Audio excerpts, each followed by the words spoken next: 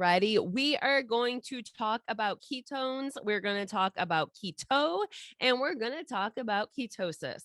I am going to do a little episode here today. It is me and you, and we're deep diving into a Keto 101. We're going back to the basics. We are going to talk exactly what is keto, how do we get into ketosis, why do we love ketones so much? Why do I love ketones so much? And endogenous and exogenous ketones, like what is that difference? So let's get back to basics. If you don't know who I am Dr. Lisa Olszewski. I'm a chiropractor, I'm a naturopath. So therefore, I'm always looking at things holistically. I want to know how our body is always adapting to the situations we give it. And again, you will hear me say this all the time. The way your body is reacting right now is adapting to everything you've given it over the course of the last however many years. So if you've given your body amazing, great things, you're going to have amazing results. And if we haven't been up to par on our nutrition, on our exercise, on our thoughts, on all of our healthy habits, we're probably experiencing some issues that we just don't like, right? I said it today on an interview that for something I was being interviewed for. Here is the reality of so many people. We wake up at 40 or 50 years old and we're like, man, I hurt. Man, this really is achy. I got this extra weight. I don't have the energy. My relationships stink. And none of us said that like in our 20s, saying, you know what, when I reach 40, I want to have a horrible relationship with my spouse. I want to wake up and scream at my kids. I want to eat some junk food and just make it through my days. None of us did that, but unfortunately, we end up in our 40s or 50s and we're like, I don't know what happened. So we're going to make it simple. I'm going to give you simple, sustainable steps, especially with keto. We do that in all of my courses, right? Like through my keto blueprint, through my keto Kickstarter. I want it simple. Sometimes people laugh at me because I keep it so simple. But the reality is, if I throw a bunch of stuff at people, I don't want to overwhelm. I want you to succeed. I don't want you to sit there and say, I tried that once and it didn't work. I don't want to do it again. I tried healthy living once. I tried chiropractic once. I tried the exercise program once. I tried that diet once. It didn't work. No, I want you healthy. I want you vibrant. I want you to be able to play with your kids, your grandkids. I want you to be able to be at your kid's wedding. I want you out there and enjoying life, especially when we look at what we've gone through the last several years with this pandemic. And we now know that the people that had the biggest issues with COVID had 4 or more comorbidities. Like these statistics are what is coming out of world agencies at this point. When we talked about it 2 years ago, we were told we were wrong, but the data suggests differently now. So let's get our insulin under control. Let's get our blood sugar under control.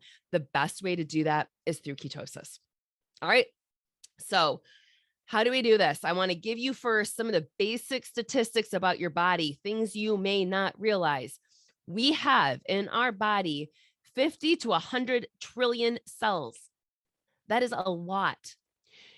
Your body is made up of 7 octillion atoms. That is a huge number, huge number. There are 10 times the amount of bacteria in your human body than there are cells.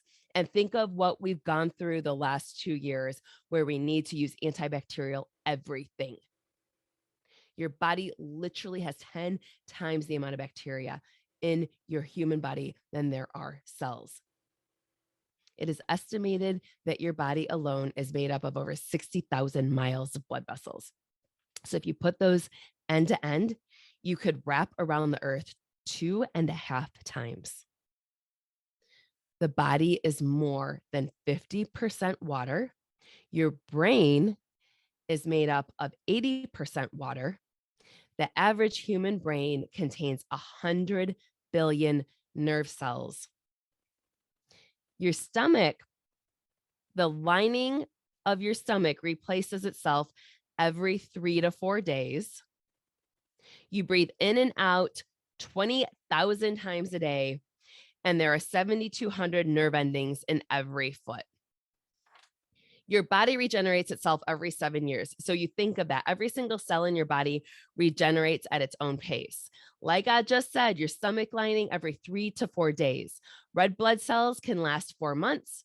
White blood cells regenerate every year. Your colon replicates every 4 days, and the cells of your stomach that digest your food replicates every couple of hours. But some cells don't regenerate.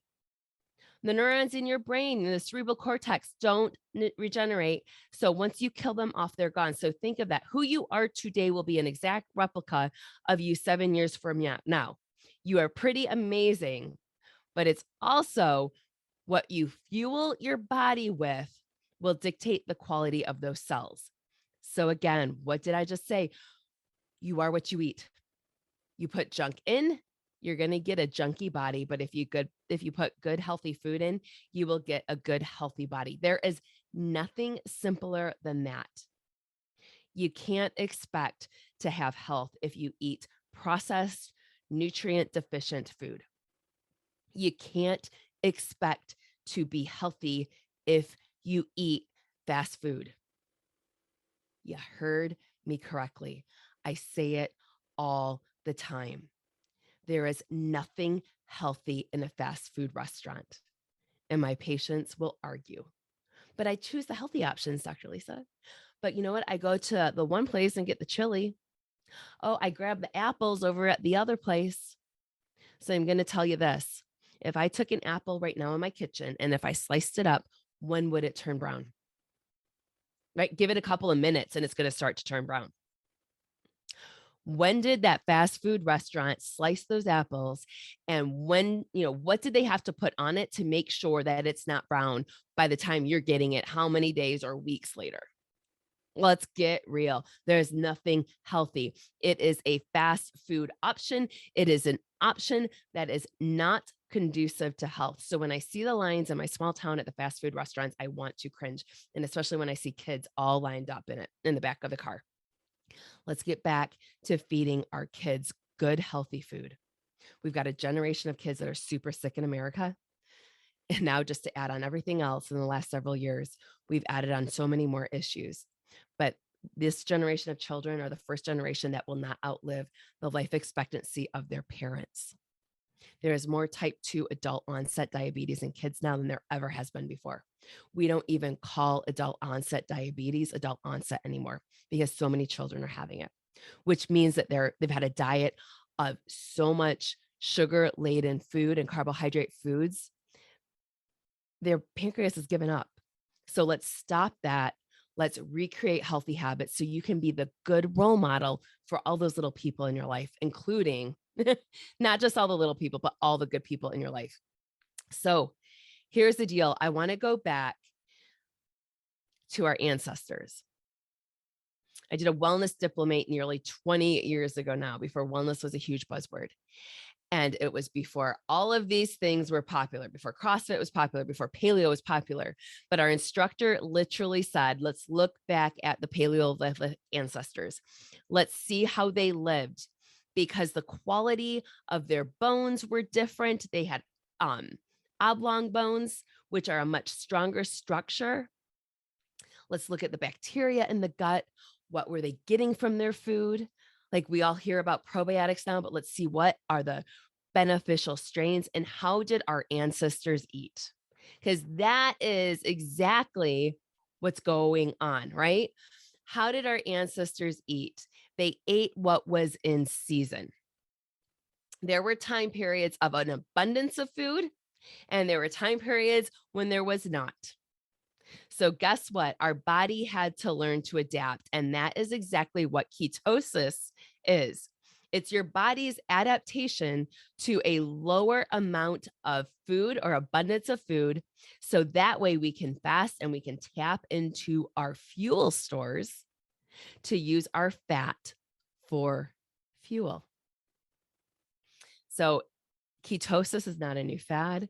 It is not something that showed up during, the 80s with the Atkins era or whatever else. We'll go through some of like the geekiness to talk about like what started all of this and when it started. But realize our ancestors lived in time periods of abundance of food and time periods where it wasn't abundant. Therefore, they were in and out of ketosis. So again, why am I an advocate of cycling carbohydrates, of going in and out of ketosis? Because we're not meant to be in ketosis 365 days a year for years on end. It's not how our ancestors lived. And so I want to help our bodies really get back to innately, like, how are we meant to live? So let's do, and let's nourish ourselves that way, because in modern day America, there's we always have a lot of food. We have restaurants open 24 hours a day. And a lot of times we are eating from the minute we wake up until the minute we go to bed. We are grazing throughout the day. That's not the best thing to do for our blood sugar and for all sorts of other stuff. So let's get into it. There are several things that we can look at that make up our diet. We have things like carbohydrates, we have proteins, and we have fat. Those are what are called macros. So what most people don't understand, there is something we are eating every single day that has a profound effect on your body. We have been taught for decades, especially in the United States, to have tons of this in our diet. It's in the base of our food guide pyramid here in the United States, but it's actually led to an entire whole host of issues in our society. It can have a negative effect on your immune system. After eating this, it will suppress your immune system. It's in most of our diets. I'm going to tell you, bacteria and cancer cells and all sorts of stuff loves this. It may contribute to an increase in various cancers. It stresses the immune system of your body that's fighting off all that bad stuff. It increases the fat in your body. It increases triglycerides. It causes hormonal imbalances. It can lead to a decreased learning ability in your kids and in you. It is now contributing to Alzheimer's. It increases blood pressure. It is an addictive substance. What is this? If you said fat, you're wrong. It is sugar. There are so many issues and symptoms correlated with sugar intake. And unfortunately, it is in everything that we eat. It is in everything. It is everywhere. And I don't want you to think of being a sugar-free diet replaced with artificial sweeteners like aspartame or sucralose. I mean, that's a whole separate thing that we'll talk about down the road. But literally, sugar is in your pasta sauces to the tune of 15 grams or 4 teaspoons of sugar in a half of a cup of pasta sauce. Have you ever measured out a half a cup of sauce for your, tomato sauce for your pasta? It's really not a whole lot. So most people, if you're doing it, you're putting a whole lot more than a half a cup. It's in your salad dressings, and especially in your fat-free salad dressings. Remember when they took out all the fat back in the 90s for us? You had to substitute it with something. So what do you think they threw it in? Yep, they put in sugar. It is not uncommon to see up to 8 grams of sugar or several teaspoons in a 2 tablespoon serving of sugar. So that's over 1/3 of the serving is sugar. Where else is it? It's in your mayonnaise. Here's a study that was done. They wanted to see how much additional sugar people consumed on a daily basis. So they looked for added sugars, like table sugar, brown sugar, high fructose corn syrup, honey, molasses, brown rice syrup, agave syrup. All of those natural sugars are still sugar. So things that are in your soft drinks, in your iced tea, and your candies, and your pastries, and your cookies, and your canned fruit, they did not add in sugars in fruit, like 100% juice or other whole foods. What were the results? And this is an old study, guys. This was not in 2020 or 2022 or 2020, whatever. This is an old study. Like we're looking at least 20 years. So imagine how much more is going on now. Participants consumed an average of 21.4 teaspoons of sugar every single day. 320 calories a day from these hidden sources. 21.4 teaspoons of sugar you don't know that you are eating. That was about 16% of participants' total daily caloric intake, in comparison to 11% in the late 70s. So people with a higher intake of added sugars are more likely to have lower levels of high density lipoproteins, or HDLs, cholesterol, your good cholesterol. You want those high. I always think of them high density, heavenly. So your HDLs are good. Your LDLs, bad. Triglycerides, not cool either. So people with higher intakes of added sugars were more likely to have lower levels of your good and higher levels of your bad. So 21.4 teaspoons of sugar. I want you to seriously think of that. Maybe go over to your kitchen tonight and take a teaspoon out and spoon out 21.4 or 21.5 teaspoons of sugar. Think about it like this. Imagine sitting down at your dinner table and shoveling in that amount of sugar straight into your mouth. You would never do it. You would not do it, but you're doing it every single day.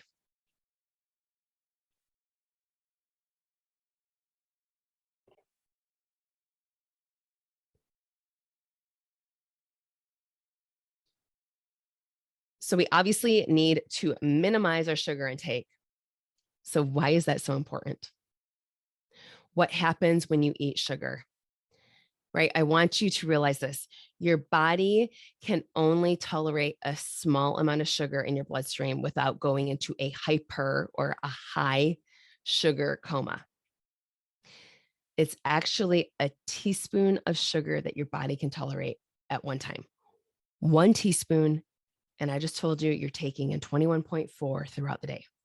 So you can only tolerate 1 teaspoon at a time. Do you have any idea how many teaspoons of sugar are in a can of soda? Like 1 can of soda is 10 teaspoons. 10 teaspoons in a can of soda, but you're probably sitting here thinking, you just told me 1 is all that my body can tolerate, but I just drank a can of Coke. I'm not in a hyperglycemia. What's going on? Well, you're not going into a diabetic coma every time you drink a can of Coke. So what happens?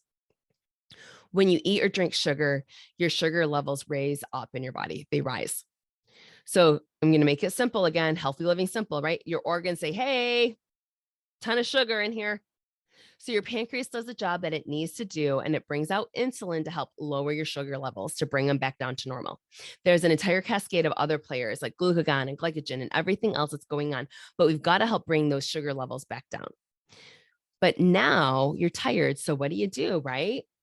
The afternoon, think of this, like you go in for pizza or pasta for lunch, and then the afternoon lull, you get really sleepy and you can tell you ate the carbs.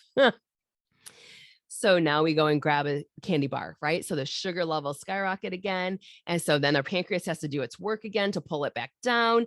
And so after years of going up and down and up and down and up and down like that, that's diabetes. That's what turns out, right? Like I said, this is what used to happen when they used to say it was fat and 40 and female and all that stuff. Type 2 adult onset diabetes. Doesn't matter. Those 3 F's that we learned way back when in schools, nah, because it's happening in our kids now, and it's happening in boys and girls and all that stuff. So if what was taking decades for our generation and our parents' generation to develop is happening now in the kids in the first 10 years of life, we got issues, guys, because we know what happens once you have a diabetes diagnosis. I mean, I will literally have patients walk in saying, I understand what happened to my family members when they got diagnosed with this and it was uncontrolled. And it is a brutal disease, right? People don't realize that you can lose your eyesight because of the blood vessels and what happens with uncontrolled sugars. This is when you start to see amputations and all sorts of stuff that way.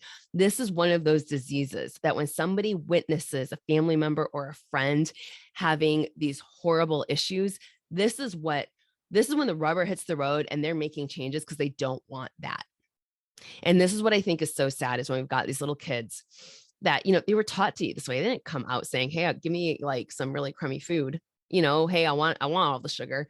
And I think it's one of those things that once you pay attention and you realize, like all of us have seen it, if we've been feeding our kids clean for the first however many years of life, and then they go off to daycare or go off to nursery school and they come home and now they're a wired kid. We've all seen it. We know exactly what happens when they're given the M&Ms at school with all the food dyes too, right?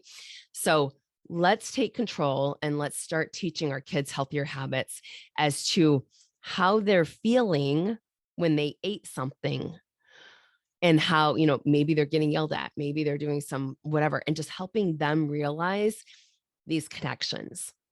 So that way you can empower your children to make those better choices. So I want you to start reading your labels and just start looking at all of these products that are actually containing sugar. The best way is to eat food as nature intended, right? Without labels. And the example that I always use is to, baby steps. If you're drinking orange juice in the morning, let's stop it and switch on over to an orange instead. Because think of it this way, your big old glass of Florida fresh squeezed orange juice is really how many oranges? And when you fresh squeezed it out, you took out all of the pulp.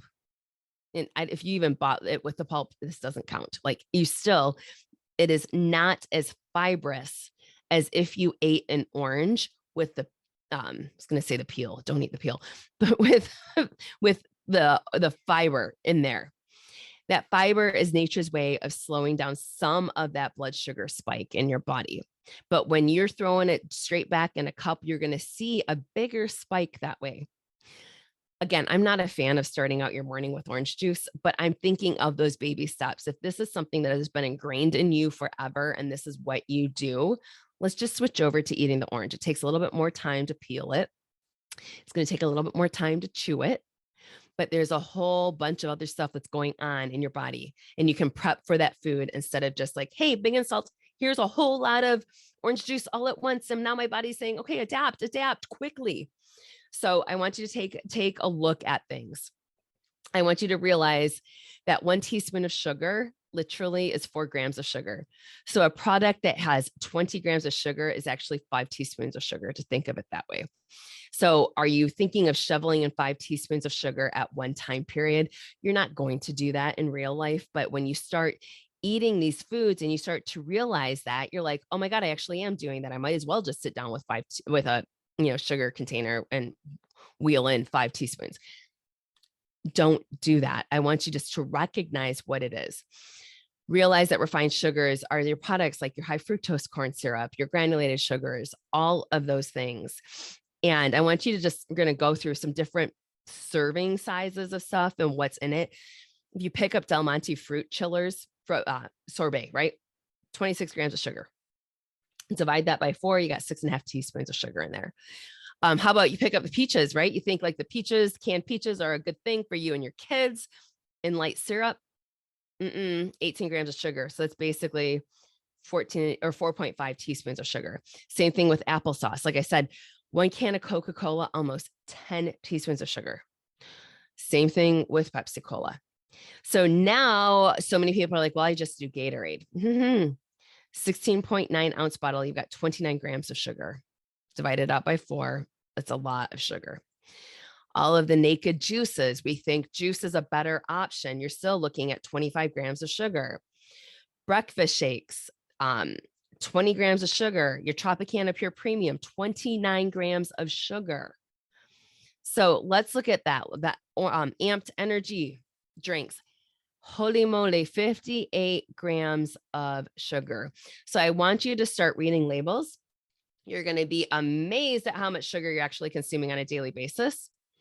Again, I'm simple steps. If you don't know that you're eating it, then how are you going to correct it, right? So it's all about awareness. And once you understand what happens in your body physiology, like what's happening when you consume sugar, you're going to understand why your energy spikes and then it drops. And then you feel the need to ingest more carbohydrates, more sugar to start the process all over again. Like we are not designed for such extreme swings of high and low blood sugar. So Now this all makes sense as to why you and your family members might be seeing so many more people being diagnosed with diabetes, right? Or being pre-diabetic. So let's take a step back. Let's start tracking our food. Let's start looking at our labels. I want you to think of breakfast again. Every single day you have a clean slate to start your day. So you've had a night of rest. This is your homeostasis. This is balance. So what is your beverage of choice to start out in the day? I want you to choose some water first. And if you do coffee, let's look at some black coffee instead of coffee with additional sugar or cream. Let's start taking out those sugary options. So if it's soda, if it's orange juice, let's start decreasing those slowly. Maybe, if you're not ready to switch from an orange juice over to an actual orange, what if you cut your orange juice in half with water, right? Simple steps. If that's the only thing you do today and you continued on a week from now, will you be healthier or sicker a week from now? I want you to realize fruit is still sugar, even though it's natural, it still has a lot of the same effects in your body. So again, that's why I want to cut back some of the sugar content for things like orange juice. So realize what is going on. I want you to understand sugar. We're going to go through all of this. And the next episode, I'm going to deep dive into keto and ketosis. But if you don't understand the basics of sugar and that it is everywhere, and we didn't even deep dive in, but this stuff is addictive.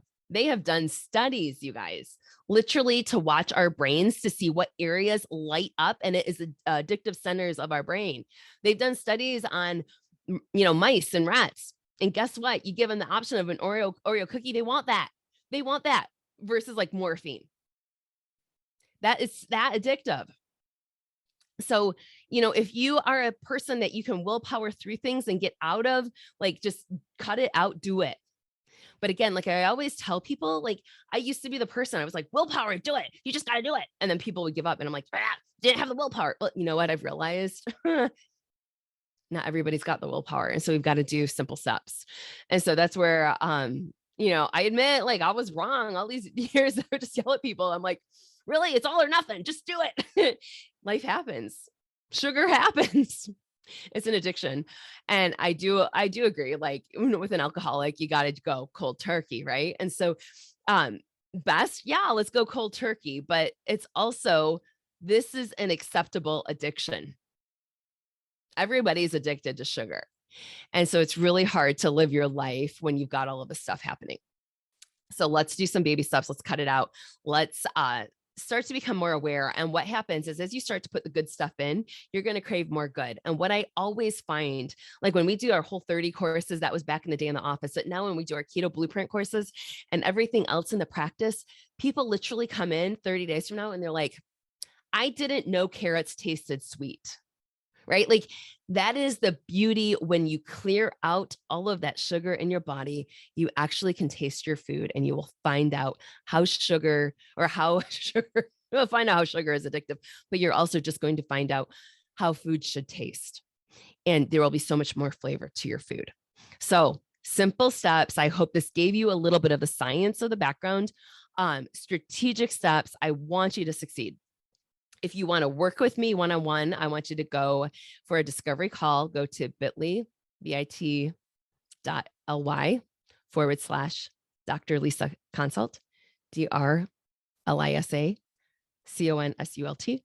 And you can book a discovery call with me and we can really see, we'll deep dive in, see where you need help for this nutrition, because we need to get this under control. So that way, so many other aspects, things like inflammation, is coming a lot of times from the foods that we eat. You've heard me say it over and over and over again. I see it in my practice. I know my patients don't like it, but I'll call them out because it's typically Halloween to Valentine's Day. I go to adjust them and they're like, oh, that hurts. Reality is the adjustments that I do should not hurt. When that hurts, I know exactly what they've been eating. They've had way too many carbohydrates in their diet. Carbohydrates break down into sugar. There is way too much inflammation. And so we've got to work on getting that out. So they know it's the rolling joke in the practice. Like they're like, oh gosh, How did you know? Like, I can't keep anything from you, Dr. Lisa. No, and I'm just bringing that awareness, right? Like, hey, yeah, you know what? You feel a lot better. You don't wake up achy in the morning. It's not when like your feet feel like a ton of bricks. That stuff doesn't happen once you eliminate the sugar out of your diet. Plus, you don't have those energy swings. And then you just have good, clean energy. Like, once you get into ketosis, man, it is like your brain is on fire. So like good, like brain on fire, like, hey, crystal clear, I can think, I got no brain fog. It's awesome, that type of stuff. So bit.ly/, Dr. Lisa consult to book a discovery call with me. And otherwise, check out the link below. And if you want our keto Kickstarter, it's my 3-day little kickstart into your journey of ketosis. Plus, here's a little secret. I give you a 4th bonus day, all for price of 3, or our 30-day keto blueprint, which people love. Check it out.